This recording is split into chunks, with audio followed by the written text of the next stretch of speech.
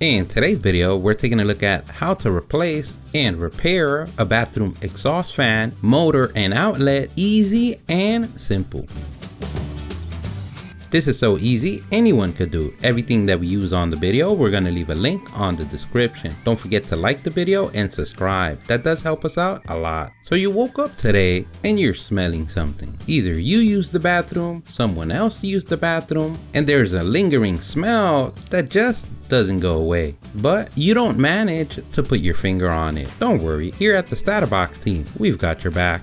So this technique works for almost any exhaust. Even though that your particular exhaust may be different, the technique is the same. We're basically gonna take an old exhaust, repair it, and make it look nice again. And this is an easier method than having to remove the whole system. Because in older system, you would have to go to the attic. With the newer system, you can remove it without having to go up there. Always remember to contact your licensed professional to do pro work. And the first thing that we want to do on a clear sunny day is not to die. And that's why we're gonna shut off the breaker for that particular exhaust system. Now we can go ahead and remove the cover. In this case, it has a screw-on cover. On your case, it may have clips on the side of the cover that you just pull the cover a little bit down to have access on the sides to the hanger clip. You press them inward and they should release.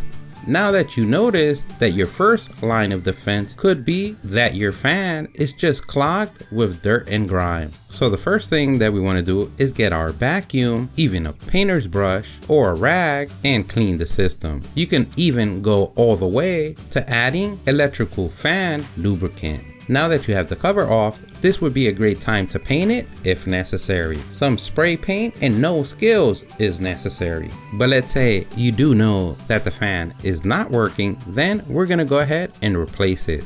We verify that we can live another day using our non-contact voltage detector. We have the green light now to go ahead and remove the plug that gives power to your fan. Now that we remove Thanos' power source, we're ready to disassemble. You're gonna notice on each side some screws or bolts that are holding the fan down. We're gonna go ahead and remove those, or in some cases you only have to loosen them and you can twist off. In our particular case, it's a flathead screw. And remember the ancient rule of lefty loosey, righty tighty. Always remember to save the screws because you never know that if the new fan comes with the screws. We could leave on the second screw and just twist the fan off. And if you haven't bought your fan with the information on this particular fan, you can go to your hardware store or online and get the new one. We'll leave links on the description. But let's say you plug your fan somewhere and it works, but then you go ahead and plug something on the outlet and you notice it's not working. This is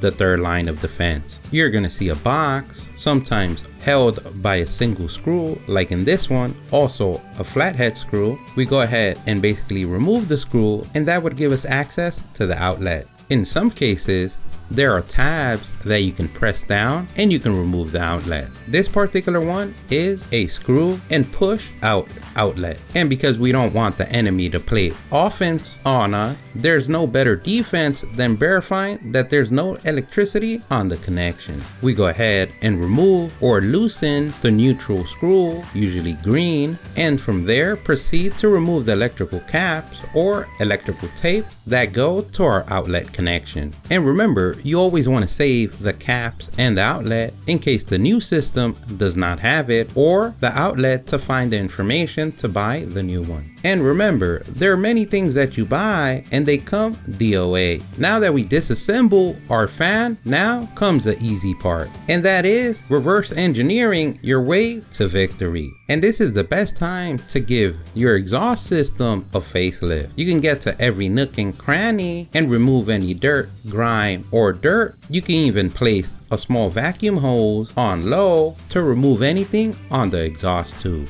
Now that we have the outlet back, we can go ahead and place our fan. This time we place both screws on the top and then just twist it, our fan home. We go ahead and plug it, and this would be the time to verify your handiwork. You can turn on the breaker, turn on the switch, and verify that everything is working correctly. Now that you're almost home, we can go ahead and place the cover. And as you notice, we spray painted it ours. So not only we made it better on the inside, but better on the outside. Now you can pat yourself on the back for a job well done. You showed those evil smells who runs this castle. Don't forget, if you like the video, please give us a thumbs up. That really helps. If you have any questions, place them in the comment section below. Either someone in the StatUpBox team or someone in the YouTube community can help you out with an answer. Don't forget to subscribe, follow us on social media. Thank you for watching, and here's a link to our latest video.